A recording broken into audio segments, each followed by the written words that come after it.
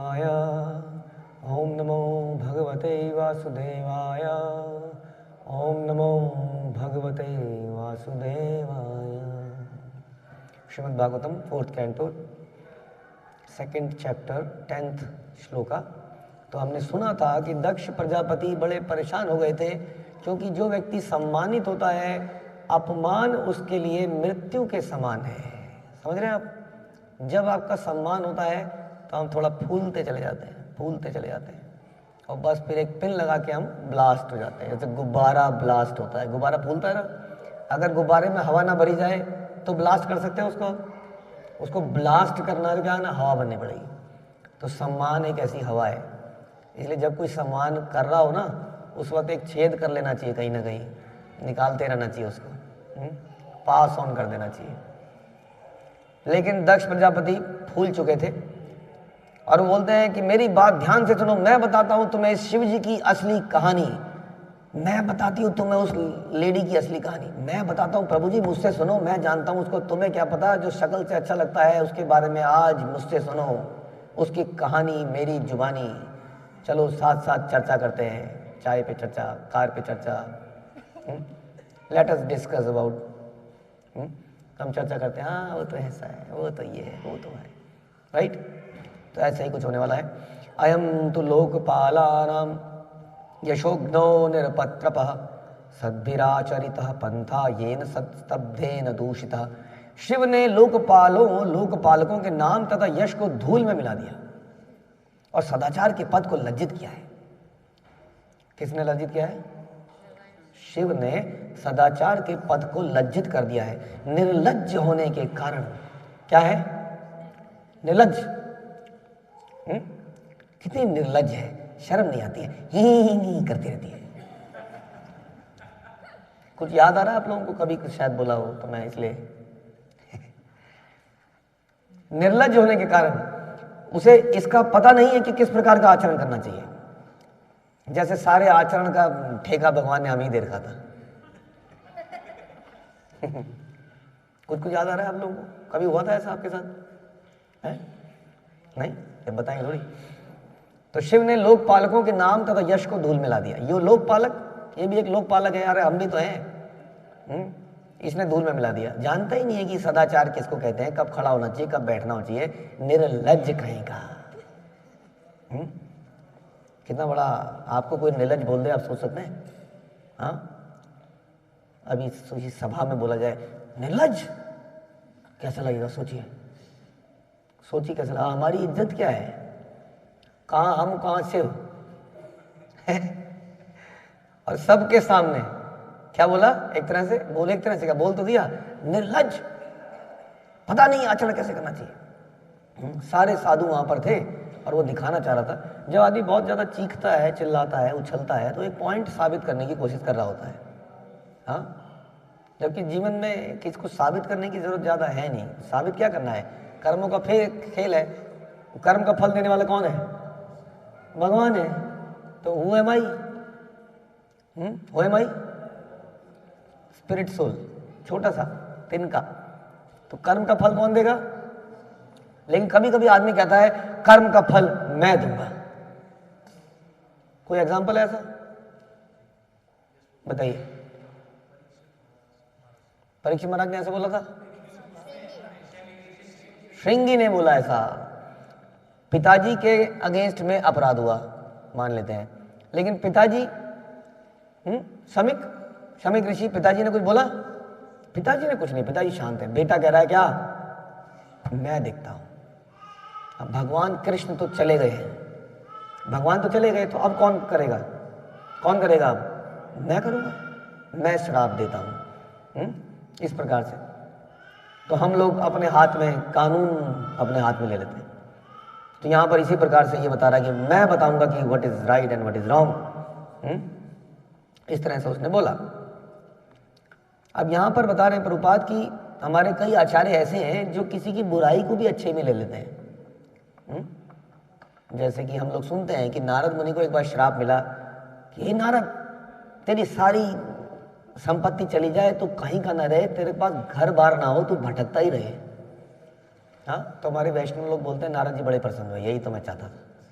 मैं भगवान नारायण नारायण करके घूमता रहूँगा, एक घर होगा तो बार बार उस घर में घुसूँगा। तो इसी प्रकार के हमारे भक्त लोग, विश्वनाथ चक्रवर्ती ठाकुर, ऐसे भक्त लोग बुराई की भी अच्छाई के तरीके से टिप्पणी करते हैं। यहाँ बता रहे दक्ष ने कहा कि शिव जी यशोग्न है, हाँ, जिसका अर्थ है नाम तथा यश को नष्ट करने वाला। किंतु इसका यह भी अर्थ निकाला जा सकता है कि वो इतने विख्यात हैं कि उनके यश से बाकियों का यश समाप्त हो रहा है। यस, इन्होंने सबका यश समाप्त कर दिया। क्यों? क्योंकि इनका इतना यश है कि इनके सामने सबका यश नष्ट हो गया। शिव जी की ग्लोरिफिकेशन हो गई है तो बुराई न करके। उसके बाद बता रहे हैं दक्ष ने एक और शब्द बोला, निरपत्रप का भी व्यवहार किया, जो कि अर्थों में प्रयुक्त हो सकता है। इसका एक अर्थ है बौना है, दूसरा अर्थ है आश्रयहीनों का पालनहार है। जैसे कि शिव जी आश्रयहीन जो है उसका भी पालनहार है। तो इस प्रकार से जब कोई हमें बोले, क्या क्या बोला है लोगों ने आपको, जो भी बोला हो उसमें कुछ अच्छाई ढूंढने का प्रयास कीजिए।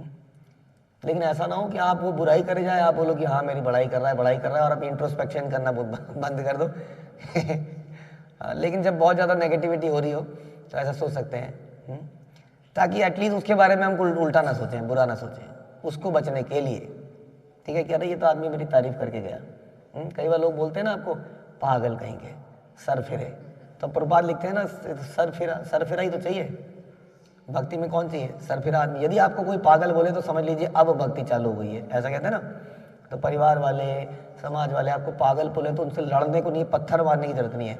अल्लाह हाँ अरे यही तो बताया था, ओह बढ़िया हो गया। एष में शिष्यताम प्राप्तो यन्मे दुहितु रग्रहीत पाणिम विप्रागितु मुखता सावित्र्या इव साधुवत। इसने पहले ही अग्नि तथा ब्राह्मणों के समक्ष मेरी पुत्री का पानी ग्रहण करके मेरी अधीनता स्वीकार कर ली है। हाँ, मेरी बेटी की शादी करी तो मैं इसका क्या बना? ससुर बना। तो ससुर बना तो मैं सीनियर हुआ, ये सीनियर हुआ, मैं सीनियर हुआ। इसने मेरी अधीनता स्वीकार कर ली। हाँ, तो अधीनता कैसे कैसे आदमी है ना, ऑफिस के अंदर भी अधीनता, मैनेजर बन जाता है।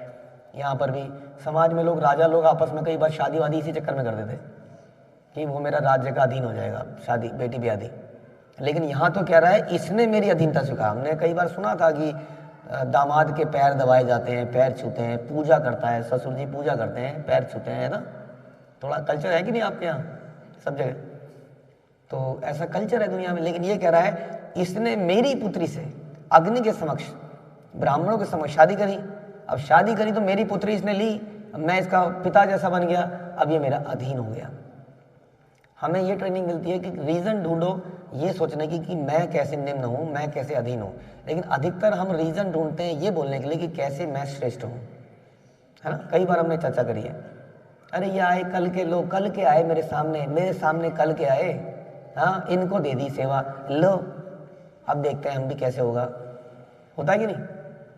हो जाता है कि कल के छोकरे आए। ये वाली बात थोड़ी इस साइड ज़्यादा होती है।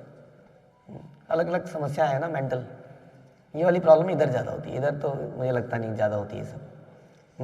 इधर होती है आए थे कल के आए थे, क्योंकि मैनेजमेंट इज द ड्यूटी है, मेरा जॉब है। पुरुष इज कंट्रोलर, मैनेजर। तो सोचता है कि ये काम था, ये कल का छोकरा आया इसको दे दिया, हमें पूछा नहीं जा रहा है। तो वो रीज़न ढूंढता है सीनियरिटी का। तो रीज़न हो सकता है मैंने 2 बार भागवतम पढ़ी हुई है, पढ़ी है आपने? सबसे पूछता है हाँ जी क्या पढ़ रहे हो, क्या पढ़ रहे हो जी? मैं तो पहला घंटे में। अच्छा ओके, पढ़ो लगे रहो। तो रीज़न ढूंढता है सीनियरिटी के। मैंने श्रीमद् भागवतम पढ़ रखी है, मैं 10 साल पुराना हूँ, मैं ये हूँ, मैं वो। कोई भी रीज़न हम ढूंढते हैं और अपने आप को अक्सर संतुष्ट कर रहे होते हैं, अपने आप को ही। फील गुड होता है ना, फील गुड होता है कि नहीं? थोड़ा अच्छा लगता है, हाँ इन सबसे मैं श्रेष्ठ हूँ यहाँ पर जितने बैठे। लेकिन हमारी ट्रेनिंग कुछ और है कि रीज़न ढूंढना है क्या, कि मैं कैसे निम्न हूँ, इसका रीज़न ढूंढना चाहिए। यहाँ पर दक्ष प्रजापति ने ढूंढा रीज़न कि मैं क्योंकि इसका ससुर हूँ तो मैं जो है क्या हूँ, मैं सीनियर हूँ, ये जूनियर है। इसने अपने को सत्य पुरुष बताकर गायत्री के तुल्य मेरी पुत्री के साथ विवाह किया। अपने को क्या बताया? सत्य पुरुष बताया। सत्य पुरुष है नहीं है। एक और बार बोला, एक तो बोला हाँ कैसे कैसे गाली दी जा रही है बताइए, निर्लज्ज। अब बोला क्या झूठे, ये झूठे, मेरी बेटी से शादी कर ली झूठ बोल के, सत्य पुरुष बताकर। हाँ, मेरी बेटी कैसी थी, गायत्री के तुल्य मेरी बेटी। किसकी बेटी? मेरी बेटी। और इसी बेटी के साथ आगे क्या होगा? जो गायत्री जैसी शुद्ध है, उस बेटी के साथ आगे क्या व्यवहार करेगा आप जानते हैं। इसका मतलब वो शुद्ध क्यों है? क्योंकि मेरी बेटी है।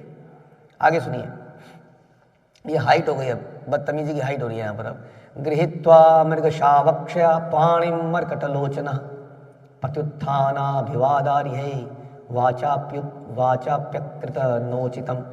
बंदर के समान नेत्र होते हुए भी, बंदर आंखों वाले,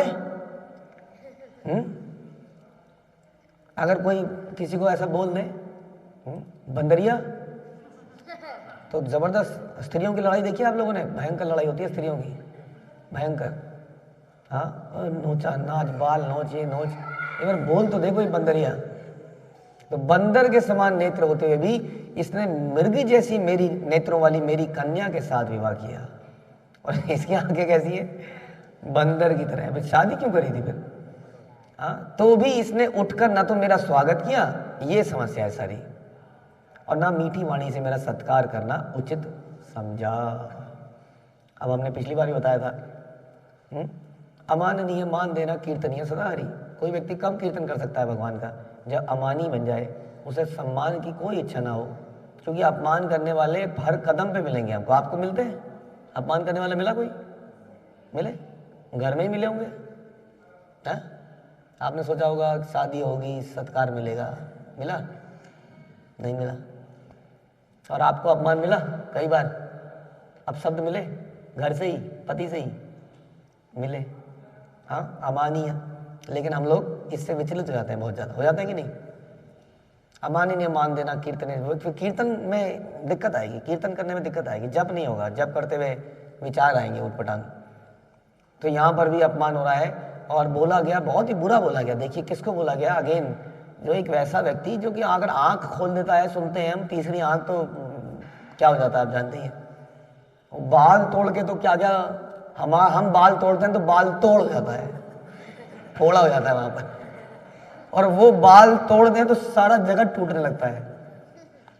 ऐसा व्यक्ति बैठा है और उसको बोल रहे हैं बंदर के समान, बताइए, आंखों वाली, मेरा स्वागत नहीं करता है, मीठी वाणी से मेरा सत्कार नहीं करता है। और इसने क्या किया है?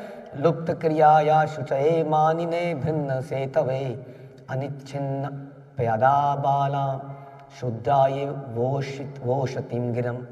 शिष्टाचार के सभी नियमों को भंग करने वाले इस व्यक्ति को अपनी कन्या प्रदान करके करने की मेरी तनिक भी इच्छा नहीं थी। मैंने शादी नहीं करी।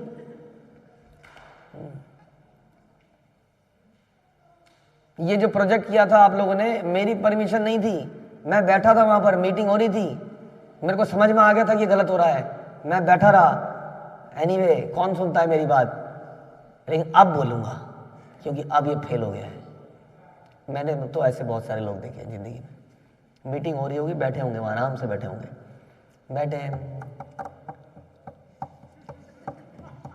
मीटिंग चल रही है, बैठे हैं चुपचाप, चलो कुछ बात की जाए, मीटिंग चल रही है, चुपचाप बैठे हैं। अब जैसे ही फेल होता है एकदम से उगाते हैं, मैंने तो पहले ही कहा था, मैंने तो पहले ही कहा था, मैंने तो पहले ही कहा था। बहुत सारे लोग मिलते हैं अचानक से, सबने ही पहले कह दिया था, तो कमाल ही हो जाता है एकदम से। कह रहे मेरी इच्छा नहीं थी, मैंने तो शादी करी नहीं, पता नहीं कैसे हो गई शादी, फिर आशीर्वाद भी दिया ही होगा, विदा भी किया ही होगा, मेरी इच्छा नहीं थी। वांछित विधि विधानों का पालन न करने के कारण ये अपवित्र है। ये देखिए एक और गाली, हाँ, निर्लज्ज, झूठा, बंदर की आंखों वाला, अपवित्र है, किंतु इसे अपनी कन्या प्रदान करने के लिए मैं ऐसे बाध्य हो गया जिस प्रकार किसी शूद्र को वेदों का पाठ पढ़ाना पड़े। हाँ, शूद्र को प्रभुपाद कह रहे हैं वेदों का पाठ पढ़ाना, क्योंकि उसकी चरित्र ऐसा नहीं होता है, वो सेवा कर ले उसी से उसको मेवा मिलेगा, नहीं तो गड़बड़ जाएगी शूद्र। हाँ, अगर पढ़ने लगेगा तो सेवा करके उसको लाभ मिलेगा। उसको कभी बार ऐसा आपको स्टूडेंट मिल जाए, शूद्र है, इसको पढ़ाना पड़ रहा है, पढ़ रहा है, मैं बाध्य हो गया। किसने मुझे बाध्य किया बताइए? हाँ, ब्रह्मा जी ने मुझे बाध्य किया। तो यहां पर एक और दोष लगा दिया, किसके ऊपर? ब्रह्मा जी पे भी दोष लिया। ये सारी शादी को रचने वाला ये ब्रह्मा जो है, ये दोषी है। कौन है वो ब्रह्मा जी? वो पिताजी है, वो पिताजी है इनके। हाँ, पिताजी के ऊपर भी लगे हाथ लपेट दिया उनको। सभी दुनिया गलत लगती है आदमी को, उसको लगता है केवल एक संसार में एक मैं ही सही हूँ और कोई, एक्चुअली मैं ना हमेशा ध्यान रखिए, ये सही गलत के चक्कर में कभी पढ़ना ही नहीं चाहिए, कभी भी नहीं पढ़ना चाहिए। ये अदालत आप सुनते हैं ना, संसार में कौन किसका शक्ल ना देखे आदमी कभी, डॉक्टर का, पुलिस का और वकीलों का, इनकी शक्ल कभी ना दिखाए, कहते हैं ना। तो ये वकीलबाजी हम लोग रोज करते हैं। कब करते हैं? जब हम कहते हैं ये सही है, प्रभु जी बताओ कौन सही है, कौन फैसला कीजिए आप। तो उससे फैसले से निकलता क्या है, फायदा क्या होता है उस फैसले से? उससे हमारे थोड़ा सा इज्जत बढ़ती है और कुछ नहीं, समय बहुत बड़ा समय बर्बाद हो जाता है। इसलिए डिबेट्स है ना, डिबेट्स एंड डिस्कशन, इस प्रकार की डिबेट्स हमारी चरित्र को समाप्त कर देती है। डिबेट से हमेशा बचना चाहिए, पतली गली से निकलना। आप देखते हैं गदाधर पंडित, मुकुंद, चैतन्य महाप्रभु डिबेट करने आते थे और पतली गली से निकल लेते थे, पता है ना आपको। चैतन्य महाप्रभु को देखते थे निमाई को, दूर से आ रहा है और इधर को मुंह मोड़ के निकल लेते थे। आएगा अब बहस करेगा बेमतलब में, पहले अपने पॉइंट को साबित करेगा और जब मैं मान जाऊंगा फिर मुझे गलत साबित करेगा, फिर उस पॉइंट को गलत साबित करेगा, बस पागल बना देगा हमें। हाँ, तो निकल लेते थे वो लोग। तो ये हमारा भी नेचर होना चाहिए, आ गया डिबेट करने वाला, निकल लो। समझ में आया? ये नहीं कि शास्त्र समझ में आ गए तो डिबेट में घुस जाओ। Try to avoid this. ये बड़ा समस्या है, क्योंकि इसमें आदमी सही गलत के चक्कर में पड़ जाता है, मानता नहीं है। अगर आप सामने वाले को हरा भी दोगे तो कभी वो भक्त नहीं बन पाएगा। बहस करनी नहीं है, संसार में पिटेगा, कहीं कुछ सुनेगा तो धीरे धीरे भक्त बनेगा। छोड़ देना चाहिए उसको, अश्रद्धालु को वैसे भी प्रचार नहीं करना चाहिए। समझ में आया? तो ये हमें समझना है, बड़ा इंपॉर्टेंट है कि गलत सही के चक्कर में कभी नहीं पड़ना है, क्योंकि इस चक्कर में हम एक को गलत साबित करते हैं, फिर दूसरे को। अभी शिव जी के चक्कर में था, ब्रह्मा जी को भी पकड़ लिया चक्कर, उसको पता नहीं वो बोल क्या रहा है इस वक्त। अरे मैं तो शादी करना ही नहीं चाहता था। अगर हमें कोई कार्य करना चाहिए तो विद टोटल कन्विक्शन करना चाहिए। समझ में आया? माना हमें लग रहा है कि ये कार्य गलत है, लेकिन हमें बोल दिया गया ये कार्य कर लो भैया, करना चाहिए तुम्हें। अब जब हमें गुरु से किसी से हमें पर ये बात मिली कि करना चाहिए, तो उसमें टोटल कन्विक्शन होनी चाहिए कि अब मुझे इसको करना है। ये नहीं सोचना चाहिए मेरा मन तो नहीं है, करा रहे हैं, फिर जब फेल होगा ना तो अंदर से अजीब अजीब से विचार आएंगे, मैं तो पहले कह रहा था, पता नहीं क्या है, समझते हैं नहीं, बोल देते हैं, सीनियर बन के बैठ गए हैं वगैरह वगैरह, जैसा कि अभी यहाँ पे चल रहा है। इसलिए यदि ब्रह्मा ने उनको बोला था शादी करने के लिए, तो उन्हें टोटल कन्विक्शन के शादी करना चाहिए था कि ब्रह्मा जी आपकी प्रसन्नता, आपकी आज्ञा के लिए मैं शादी कर रहा हूँ, जो होगा वो भगवान की इच्छा, हरी इच्छा। लेकिन ये मन में बैठा के बैठे थे, अब निकाल दी इन्होंने। हाँ, निकाल दी कि नहीं? अब ब्रह्मा जी को भी दोषी दे दिया। ऐसे व्यक्ति का क्या होगा आगे जाके हम देखेंगे इसी चैप्टर में। हरे कृष्णा। श्रील प्रभुपाद की जय। ग्रंथराज श्रीमद् भागवतम की